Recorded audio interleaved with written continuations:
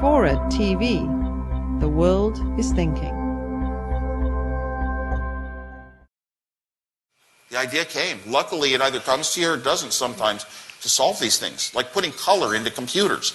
That was probably one of the biggest things Apple ever did. Nobody expected color to come into a computer because color machines cost $1,000 to generate color.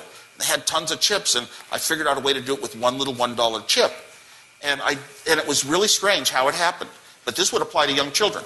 I was without sleep for 4 days and nights because Steve Jobs and I got a project to design a game for Atari called Breakout.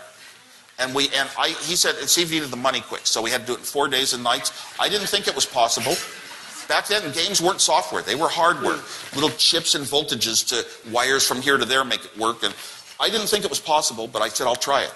And I designed the whole thing, and we got it done in 4 days and nights. But when you're without sleep, when you're going to sleep, your head goes briefly into this period of really creativity, kind of thinking. It's not restricted to the normal thoughts of life and the day.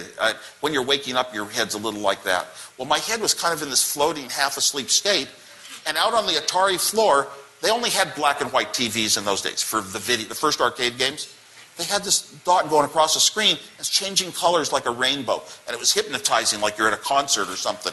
And they just put little strips of Mylar, red, green, blue, yellow, on the TV screen to do it. But I started thinking that was so beautiful, and I remember exactly what bench I was at. Steve was wiring up the board over there, and I'm right at this one bench.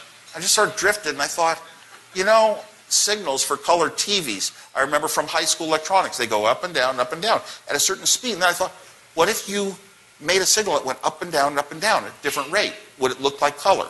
Just a digital, the normal simple thing I can do with almost no parts at all. Would it look like color?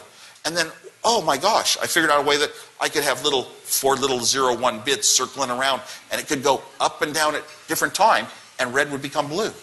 I could put in a different pattern of ones and zeros. I had 16 patterns, and it could become a different shade. It might be a little lighter, and it might be a little darker. Would it work? And didn't know.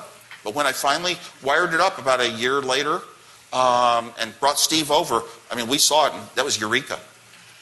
We knew this was a big change in the world. Mm-hmm.